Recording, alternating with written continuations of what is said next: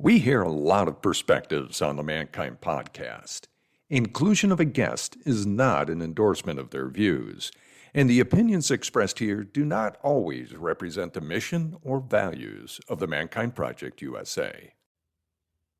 What if some of the ways that men relate to each other could actually reduce gender-based violence? And what if the answer to one of the most painful and urgent crises of our time isn't policy or punishment, but connection? Today, I'm sitting with two very courageous researchers from South Africa, Nicola Lazenby and Thaakirah Dollie, who spent over a year studying something most people never look at closely: relationships between men. Not romantic relationships, not fatherhood, but everyday bonds between what researchers call homosocial relationships. Their question was simple but deep. How do men's relationships with other men, systemically, in groups, shape the way they understand masculinity? And how might that influence gender-based violence? In a country facing one of the highest rates of femicide in the world, for these researchers, this is not theoretical, it's urgent. And what they discovered is powerful. This conversation is about responsibility, and it's also about social growth and social change. It's about systems. It's about inherited pain. It's about legacies of violence. It's also about possibility, because if masculinity is shaped in community, it can be reshaped there too. Welcome to the Mankind Podcast.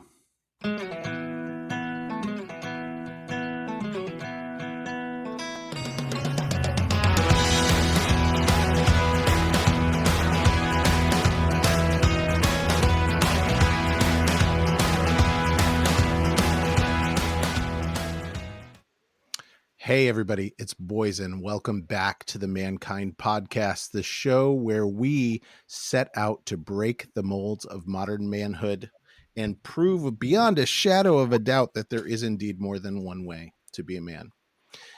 Today, I have a treat, a stretch. I am so thrilled to be sitting with Nicola Lazenby and Thaakirah Dollie, who are in South Africa and who have been doing research around men's social connection as it relates to the epidemic of gender-based violence. So what we refer to in the States often as domestic violence, but is more commonly known as gender-based violence throughout the world. So we're going to be talking about research that they have been conducting around the impacts of social engagement with men that change the way that men relate to themselves, and more broadly, how this has impacts in reducing gender-based violence and creating a safer and healthier cultures. So, Nicola, Thaakirah, thank you so much for being here. First, why don't you take a moment and just say hello so that everybody can clock your voices. Nicola, hi. Hey, Boysen. Thank you so much for having us. We are so excited to be here and talk about, the research that we spent just over a year of our lives on. It's always really special to be able to talk about the things that are important, especially when they're research-based, because they can often live inside of academic theses and libraries and never see the light of day again. So it's really great to be here. Thanks for having us. Thank you. And Thaakirah, say hello.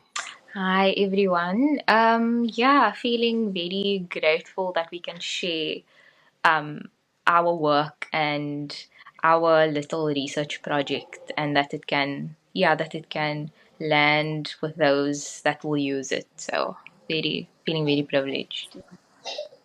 Thank you. And I think the first thing that I'd like to do is just contextualize where we're sitting. So today, when we're recording, it's December 2nd. We are in about the middle of the 16 days of activism against gender-based violence for 2025. And we are also in the midst, today is the G20, I have been informed. So maybe talk a little bit about how this exact period in time today is relevant and connected to the work that you've been doing. Yeah, so 16 Days of Activism is an annual campaign, and it runs from the 25th of November until the 10th of December. And it's dedicated to ending gender-based violence and femicide, and violence against women and children. And the aim of the campaign is raising awareness and highlighting some of the structural causes of violence and, mobilizing collective action. And I think it's important that we're speaking about our research in this context because South Africa has got one of the highest gender-based violence rates in the world. It's 6 times higher. The femicide rate is 6 times higher than the global average. In just 1 year, there were 5,578 women who were murdered, and that's an increase from the previous year. So we're facing a really violent and deadly gender-based violence epidemic. And there's been a fair amount of work from groups like Women for Change, who are demanding that gender-based violence and femicide be declared a national disaster in our country. I'm just sitting with the impact of the statistics and also the impact of the idea that it be declared a national disaster.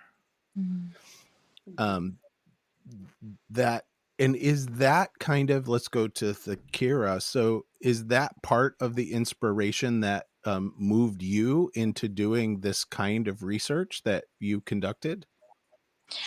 Yeah, I would say that that we've been highlighting, the problem. Oh, sorry about my noise in the background. But yeah, we've been talking a lot about femicide, and femicide is the end result, or like the problem at the end of at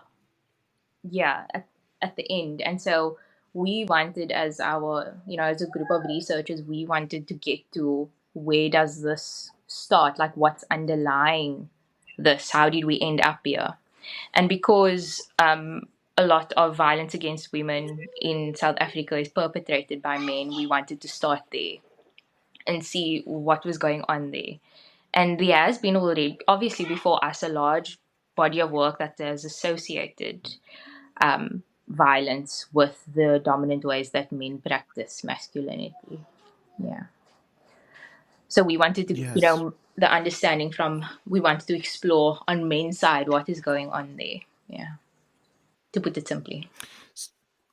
So tell me, you are 2 of the researchers. Tell me a little bit more about the whole team and what brought you together to do the research. Yeah, so we were all we were enrolled together at a tertiary institution here in South Africa, and all of us were getting qualified as registered counselors. And as part of that program, it's an honors level program, which would result in us being allowed to practice as community-based counselors here in South Africa. As part of that program, we were required to do a group project, a thesis, which would mean doing research, coming up with a thesis question, and choosing the kind of research we'd want to do. And we chose gender as our topic, which is quite a broad topic. And there were 4 of us in the research group, and we had one supervisor. So between the 5 of us, we produced the research. Thank you. And Thaakirah, what was the thesis that you guys decided to research in this huge realm of gender? So I think initially we were brainstorming, and one of the large issues associated with gender, as we've been talking about, is gender-based violence. And then we also had I think somebody also, we as a group of women, we also wanted to expand our knowledge, I guess, on masculinity as well. And so then we, decided that we wanted to look at men's understanding of masculinity. But then that's also quite a broad topic as well. And so then to narrow it even down, because our supervisor, she encouraged us, you need to narrow it down to get if you want a really good thesis, you need to have a really good focus. And so what we decided then to focus on are what are then the ways that men develop these ideas of masculinity, what influences the way that they think about and enact masculinity. And then also, how does that influence mental health? So then we decided to focus on the relationships between men.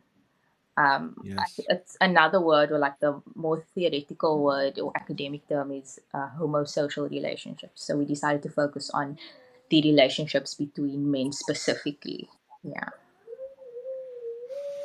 Beautiful. You brought it into the frame. Yes, homosocial relationships and their influence on men. And there's a really good distinction that you drew in framing the questions when you started to look at small groups of men and how men interact and how the culture, we socialize each other, right? And it ends up being kind of microcultural socialization. So those men who are closest to us end up having an outsized impact on the formation of masculinity, how we understand ourselves as men. And you had a distinction between two types of interactions or two types of homosocial relationships amongst men. Nicola, why don't you talk about that distinction and then we can start talking about what you were researching? Yeah, so homosocial relationships, so the non-sexual social bonds between members of the same sex.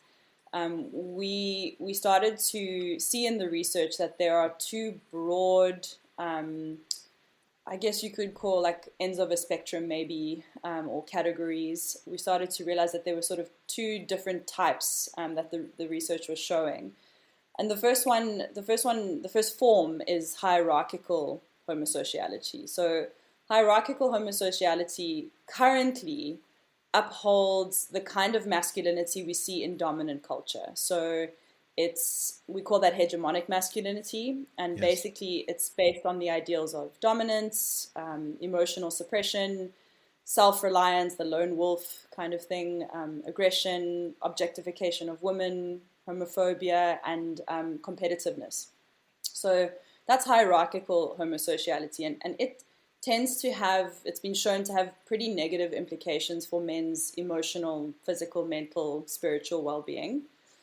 And then in contrast to that, which we were quite excited about, there is horizontal homosociality.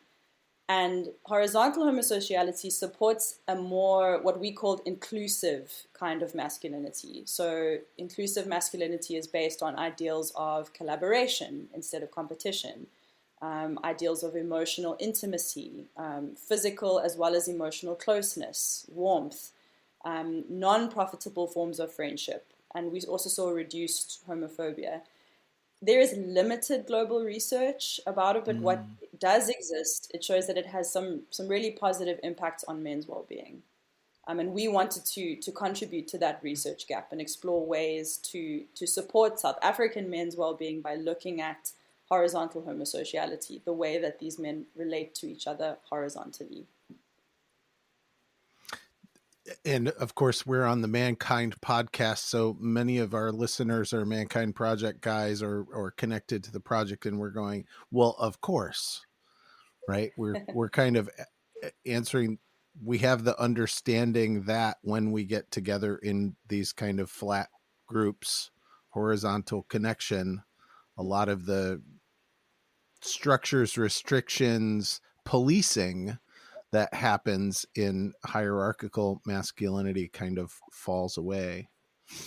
So how did you go about, so what was the process? Like, what did you actually research? How did you go about conducting the research? Thaakirah, do you want to jump in on that one?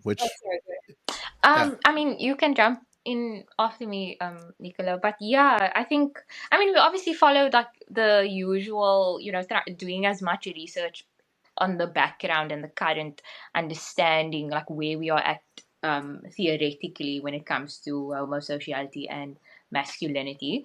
And then we needed to, and we were, so once we, picked a topic and we realized we want to look at relationships between men, we were like, where can we then find, we wanted to almost be able to isolate horizontal homosocial relationships. And so, and we wanted to really know if that is as promising as it sounds. And then Nicola connected us to the Mankind Project because, like you said, these supportive groups of men, there's less hierarchy and it's more flat and more horizontal. And so then we began recruiting men that are involved in the Mankind Project to see the different experiences of homosocial relationships, so relationships with other men across their lives, but then with also within the Mankind Project. Yeah.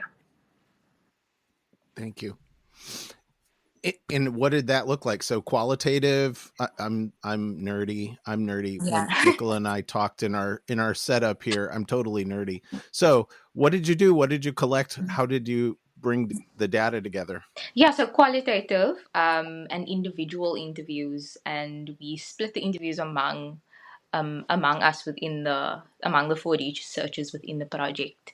And then we really, because the qualitative aspect allowed us to really get a feel for the different experiences of relationships with other men across these men's lives. And then we were able to really get like granular detail about how they experience these relationships, but then also the ideas of masculinity. Yeah. I don't know, Nicola, if you want to Nicola, add. Yeah. what were some of the Yeah. things that started to bubble to the surface as you were doing the interviews? Yeah, so we analyzed the transcriptions using something called thematic analysis, and so we wanted to see what are the broad themes that start to come up between all these different men's the ways that they speak about their experiences of masculinity and the way that their relationships with each other shape that masculinity. And we saw it, and it was so satisfying for any researcher who sees this happening. Kind of what we'd been seeing in the research, we started to see the transcript sort of coalescing around the themes that we'd been reading about, So we saw men speaking about hierarchical homosociality, and there were I'd say probably about 3 core themes. So the one was competition and dominance. Men were talking about experiences of competing with one another for status, and that often came through in bragging about materialism or sexual conquest or alcohol consumption. Then there was also the theme of emotional disconnection. So men were learning from an early age that they needed to suppress their emotions in order to be seen as tough and capable, or else they would face teasing, bullying, violence even, as well as judgment and rejection. Anger, interestingly, was the only emotion that was permitted. And it often served as a cover for all the other suppressed emotions, which could sometimes lead to interpersonal violence. And then the third theme we were seeing was avoidance of vulnerability. So men were making use of multiple strategies to avoid vulnerability, including things like wearing social masks, using jokes to deflect from intimate moments, avoiding emotional topics, using alcohol to numb emotions. And all of this was resulting in diminished emotional intimacy and pretty severe impacts on well-being. And then on the other side, which was horizontal, there were also about 3 sort of key themes we picked up. The one was collaboration and mutuality. So men shared mutual goals and they had shared communication skills. And there was an increased accountability, not only with each other, but to themselves.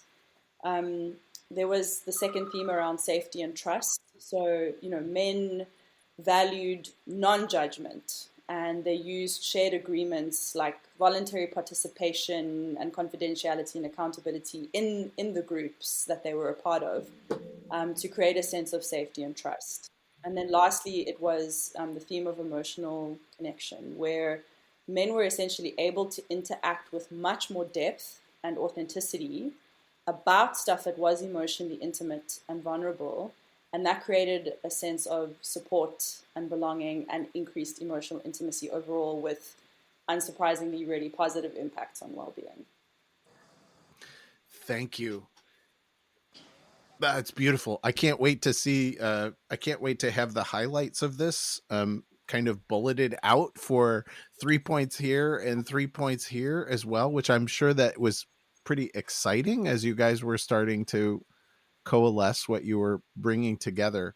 So you said something in the outline that I want to bring up, and maybe I'll bring this to Thaakirah to speak a little bit more about this idea that, well, I'm aware that Bell Hooks talked about this in The Will to Change a lot, that the first act of violence is not violence against women, it's violence against the self, that men are expected to kill off parts of themselves. So speak a little bit to how that showed up in speaking to men, and the kind of broader implications for what that means for gender-based violence, what that means for how men interact out in the world. So you're saying like the quote you brought up was like the violence against themselves. So the way that men almost limit and police themselves. So I just also wanted to say, even though the four of us were on the same project, what we actually did was, because I'm going to eventually answer the question, but we all had the same data, so the same interviews, and we collected, we had this group of data from this group of men from the Mankind Project, and then each of the four of us had a specific focus on in the way that we would analyze the data.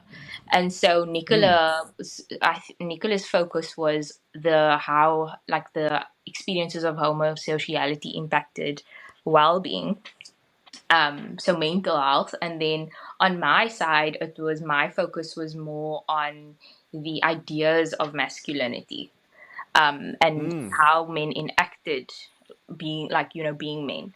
And so the way that they would enact violence from themselves, it started from a very young age.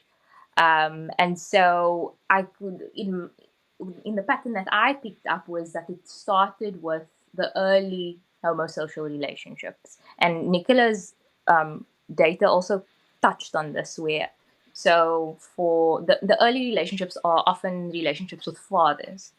And fathers often used violence, and we actually and corporal punishment. And this was what was also quite interesting, that this was across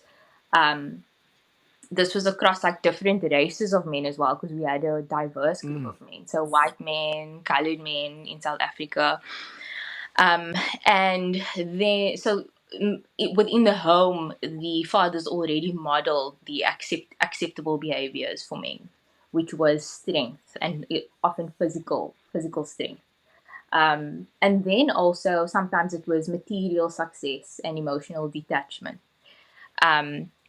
So often they saw their fathers either being violent towards them or their mothers or siblings, and then also, being the provider. And so then already those early models of masculinity became like the blueprint for manhood. And then also peer relationships, so at school as well. So often at school, they would see their friends often competing with displays of strength and success, and often trying to, dominate the group, or trying to be the strongest one. And so then through those interactions, that eventually became the way that these men would walk through the world. So the early ideas would then be the blueprint for the way that they would police themselves. Yes. So I don't know if that answers your question. So it's like before they could even police themselves, there were these early models that they got these rules from. Yeah. Yes, that absolutely answers the question. Did anything show up in the interviews that kind of indicated, because these men were involved in Mankind Project, a turning point? Were there any themes around, this is what got me to see that what I was doing, that there was another way? I mean, I don't know, Nicola, do you want to answer that question? I think, my answer is kind of influenced both by the research as well as with my work for Women Within and Women for Africa, because I've because of the work I do with that organization, I attend a lot of the homecoming ceremonies for mankind. And so it's a little bit blurry as to, you know, where I picked up what. But I think what comes through as a turning point is often a crisis, you know, kind of realizing that my life has become something that I don't want anymore, I don't recognize anymore. I am addicted, whether that be to alcohol or screens or porn or whatever, and my interpersonal relationships are in trouble. I'm not happy in my job, or alternatively, instead of feeling all of these big feelings, I feel nothing. You know, I feel completely numb. I feel unable to engage with the world, and so I engage in behaviors that try to make me feel alive, and those have secondary consequences that are not always that great. And so I can't say that there were any particular, you know, like these moments, but it was the turning points were evident in there was a definite sense of before we were a part of these support groups and after. There was a definite sense of how different life was. So that would be where I definitely saw the main kind of the sense of a turning. Yeah. I think I just want to add also from my side, it was... There you go. From your side. Yeah, so I think from my side, before there was even this idea that, oh, there is, you know, that there's an alternative way of being or thinking about masculinity, I found that a lot of the men would like tell these stories of, like Nicola said, you know, these terrible life events, but then also a lot of them mention fatherhood as like this idea, or like, you know, this reason for wanting to do better and then becoming involved in the Mankind Project.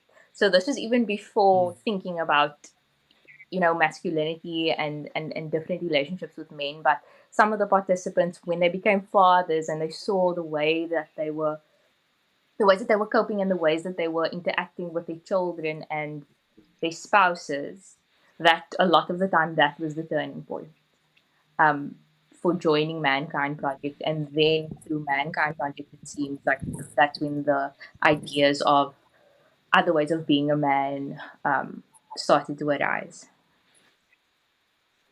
Thank you. So going back to what you said before, those early constructive, the ways that they were constructed as men, influenced by father figures, influenced by corporal punishment, influenced by these kind of negative impacts, and then they become fathers, and it's like, oh, I know I don't want that. Is there something else? Is there some other way? Yeah. And it's so interesting because there's a lot of them voiced, you know, being a father as a central way of understanding, or the central way of being a man or enacting masculinity. But the ways that they were initially being fathers was not serving the people around them, like their children and partners. Yeah. Which brings to mind this idea of having a sense of purpose in the world, or having a sense of directionality in the world, which is, you know, associated with a kind of traditional masculinity, traditional understandings of masculinity. Maybe this is hard, but why do you think that South Africa and other places there has been a spike in, like, there is increasing amounts of gender-based violence, there's increasing amounts of adherence to, you know, really negative ways of being men, increasing numbers around younger men kind of getting drawn into these older, very rigid, very hierarchical ways of being men? This is totally outside of your research, but any theories or thoughts onto why now? Why is this happening?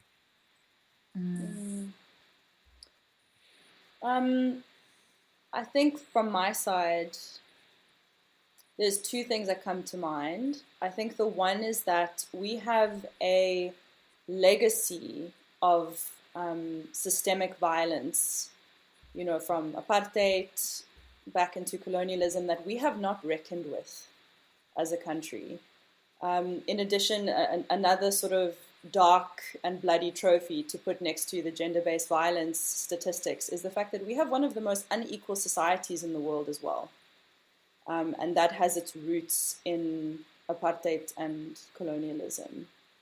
And I know that people get very frustrated when it gets brought up as a thing of like, well, how long can we blame apartheid and colonialism?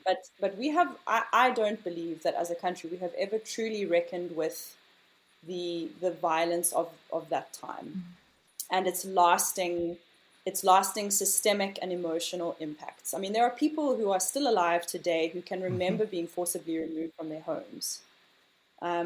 You also get the violence that was enacted on the family system, where men were sent far away from their families to work, for example, in the mines, where there was violence enacted on them there as well. And so there is a lot of violence that I don't think we have reckoned with as a country. And then also, and this is potentially a difficult thing to say as well, but there is a certain level of protection that this kind of masculinity offers.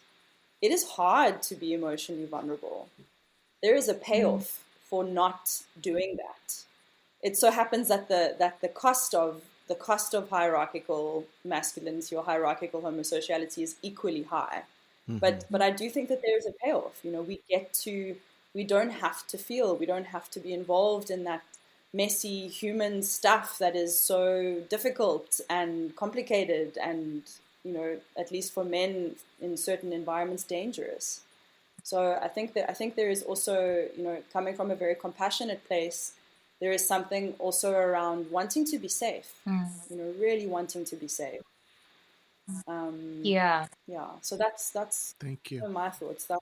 Yeah, like we live in men get born into a system that rewards certain behaviors.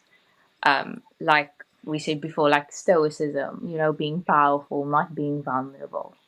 And so there is, they get opportunities, they get chosen, they get accepted more readily if they are a certain way. So Thank you. Yeah, that's rich. And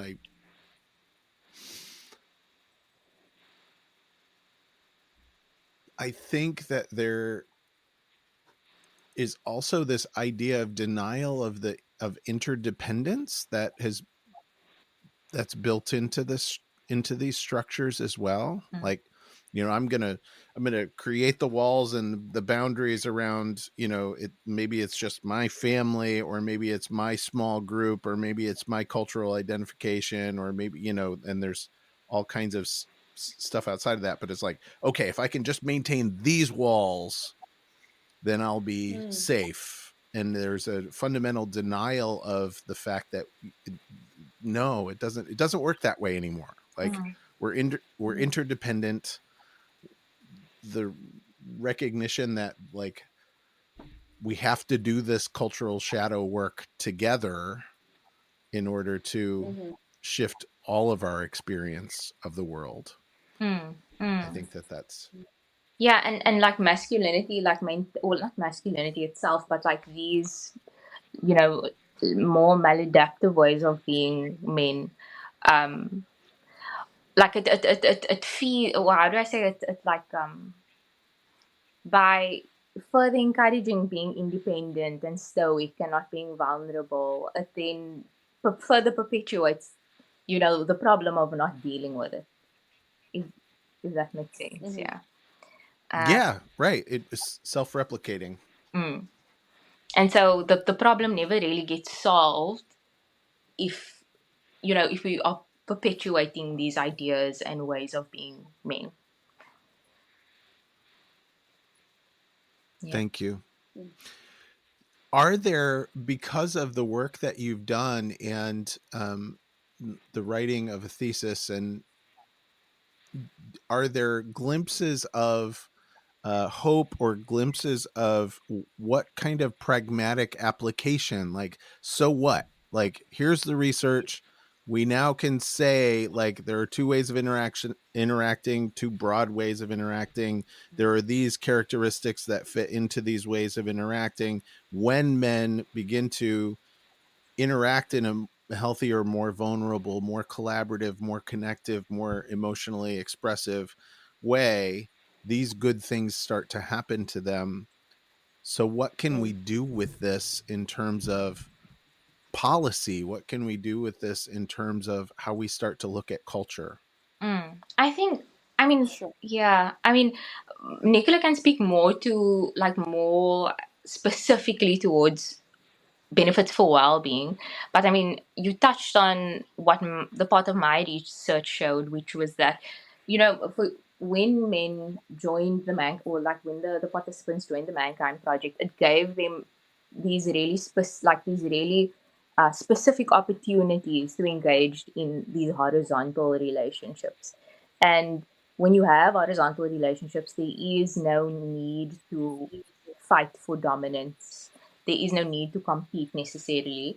And so that then fostered the ability. And I mean, also, we did also say, or like, preface that, the purpose of the Mankind Project is to, in some ways, increase vulnerability within these groups.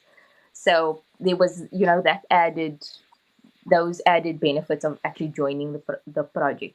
But yeah, it gave them opportunities to enact other ways of being. It almost forced, not forced, but yeah, almost forced them to act in alternative ways that they never had to before. And because of having in these groups, that they were able to be vulnerable, they didn't have to show that they were the strongest men. They could kind of carry those experiences. They could almost have like these corrective experiences and then carry that outside of their lives. And it gave hope for me, because it changed, like it really showed like this pattern of change, or this potential for change, where you had these rigid ideas of masculinity from childhood, and which then carried over to more broader ways of understanding manhood and being a man.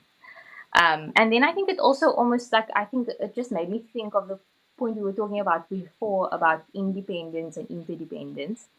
And I think it also, these spaces create community that sometimes men wouldn't have necessarily sought out, or these kinds of communities that men wouldn't necessarily have access to or would have sought out before the Mankind Project, because they did have friends, they did have family, but a lot of the time, it would end up being quite a hierarchical way of interacting.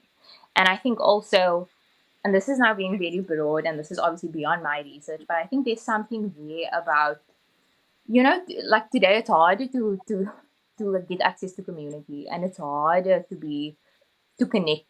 And the harder it is to connect with other people and be face to face and see people, the harder it is to be vulnerable.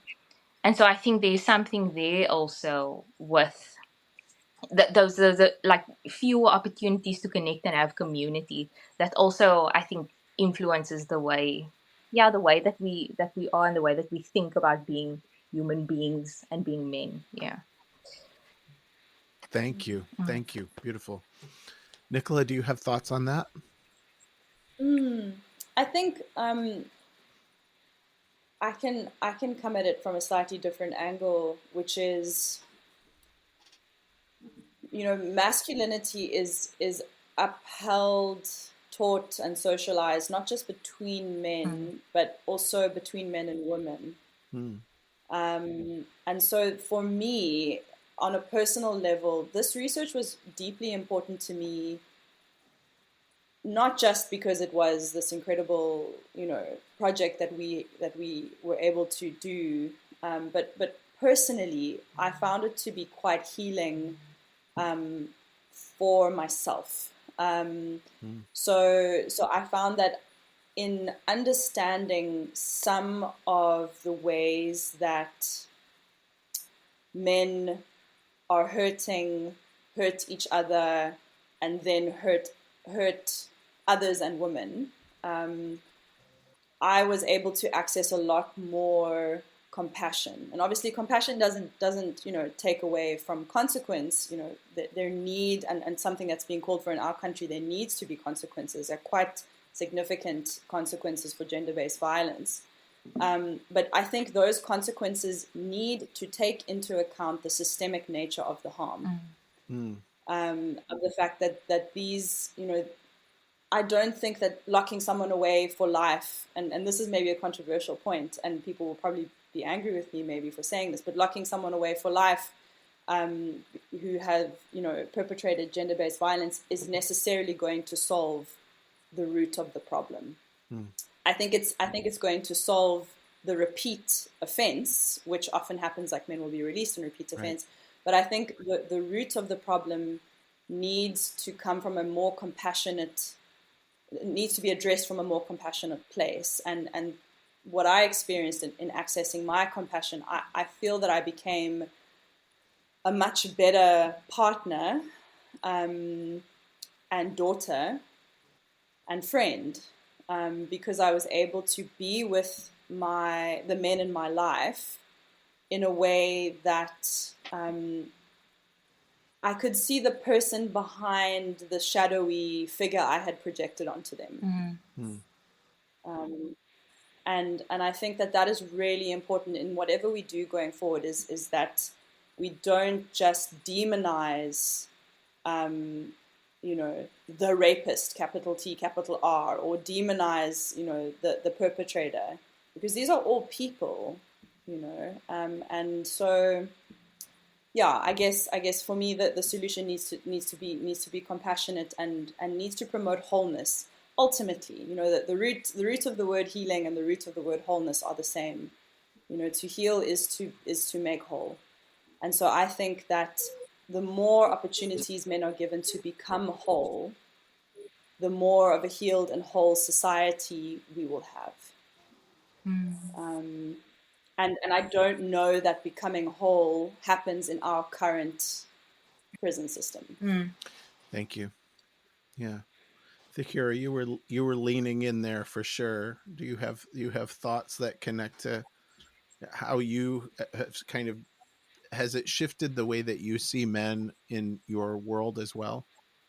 Definitely, yeah. It definitely put more into focus that, men inherit this, patriarchal, misogynistic system in the same, they inherit the same system we do.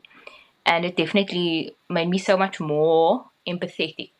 And it really also inspired, I guess, the type of work that I want to do going forward.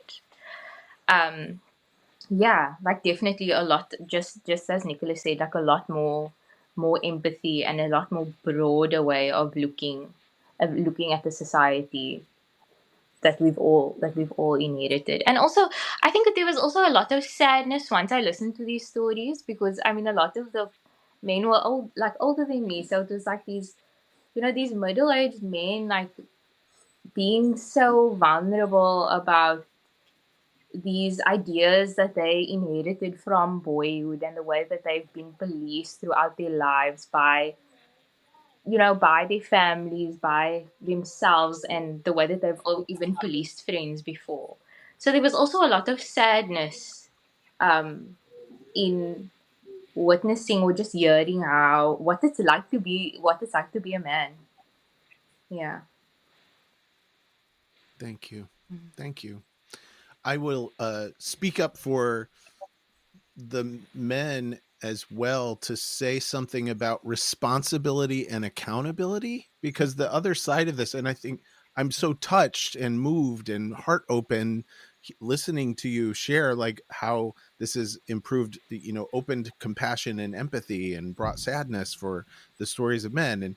And now I'm also going to call to the men out there and call the men in to say that the women that we interact with are carrying generations of traumatic experiences of being at the impact of men's violence.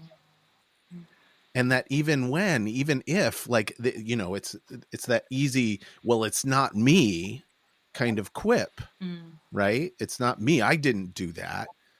but to recognize that everyone in my life, every woman in my life has been impacted in some way by men's violence, even if it wasn't from me directly. And that in those interactions, can I create and maintain relationships that respect the systemic impacts of these systems on all of us?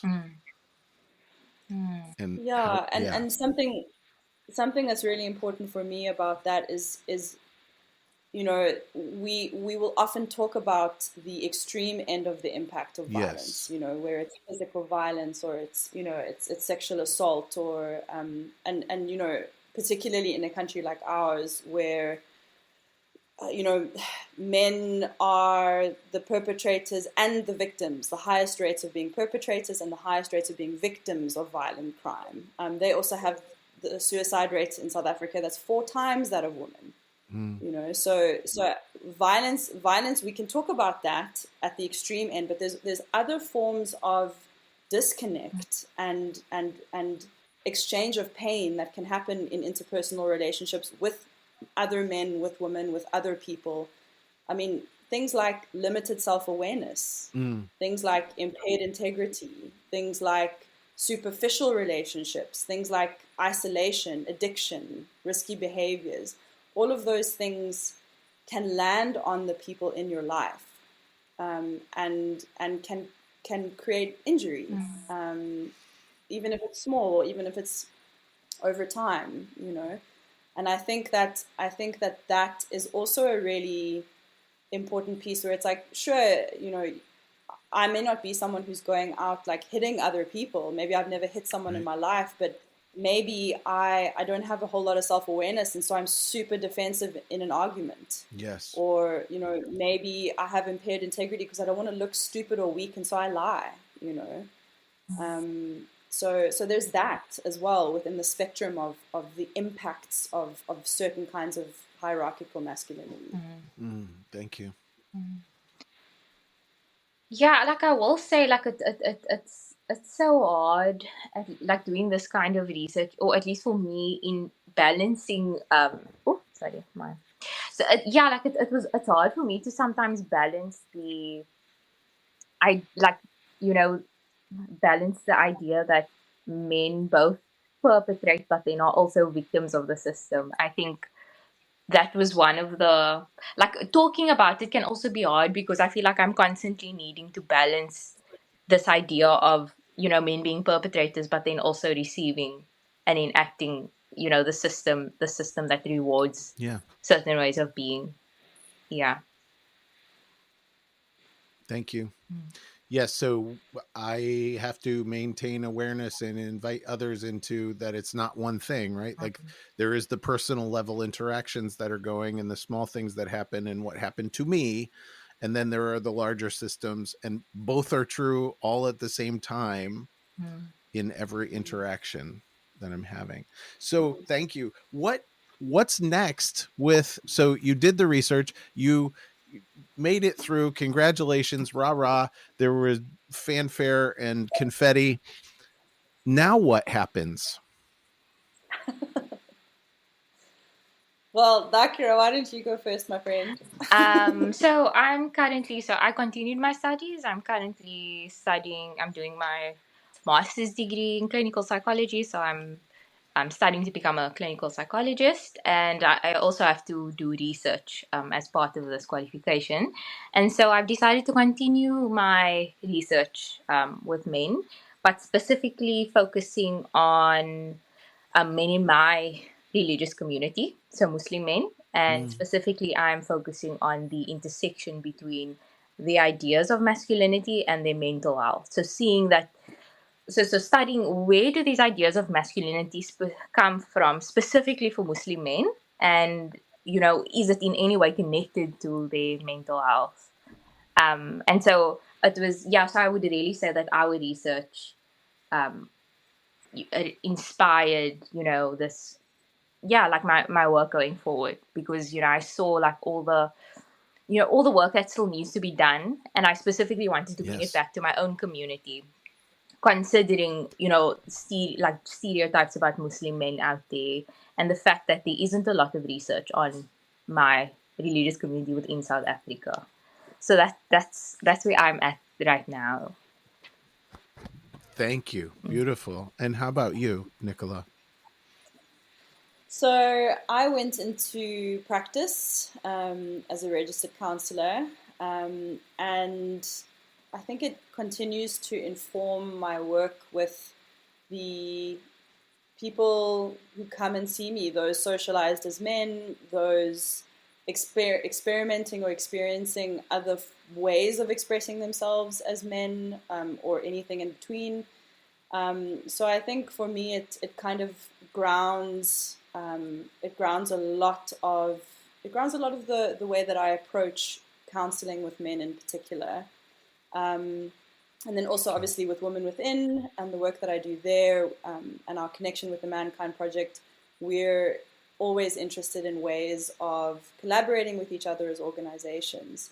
And so there's talks of creating more opportunities for mixed gender circles, more opportunities for connecting with one another in ways that are, about continuing some of this work in a conscious way, thinking about what it means to be men and women and all sorts of things in between in our current environments and lives and contexts. So that's kind of, it's very much, it's a living kind of, it's a living relationship that I'm in with the work. Thank you. Thank you both for being here. Thank you for your research. I look forward to sharing the bullets and highlights and hopefully the actual paper at some point. I think that would be really cool. And may it be that your research leads to healthy changes for all of us in all of our societies and all of our groups. Thank you for being here today. Thank you. Thank you so much, Boysen, for having us. And yeah, it's so wonderful to get an opportunity to kind of talk about what is, for me, really hopeful. It is possible to lessen the negative phenomena that men experience if we engage in more supportive horizontal relationships, if men are engaging in those supportive horizontal relationships with each other in organizations like Mankind Project, for example. And I think that by growing an understanding of those relationships with one another, we can find more ways to support the development of these kinds of relationships and hopefully create a world that is more healed and more whole and more loving for those who are socialized as men and who love those who are socialized as men. Thank you. This has been the Mankind Podcast, produced in association with the Mankind Project USA. And of course, I want to thank you, the listener, because through your attention and your support, you make it a heck of a lot easier for us to let men out there in the world know that they are not alone and that there is more than one way to be a man. And if you've been enjoying the music throughout this episode and all of our episodes, check out Jim, Donovan, and the Sun King Warriors. I have links to them in the show notes. Now, the fee for this episode is simple. If you found gold and insights that you believe could benefit your loved ones and those you care about, be sure to share it with them. And of course, remember that life doesn't happen to us, it happens for us, so long as we rip the pen out of fate's hand and become the author of our own story. So my friend, pick up the pen and we'll see you next week. Lots of love.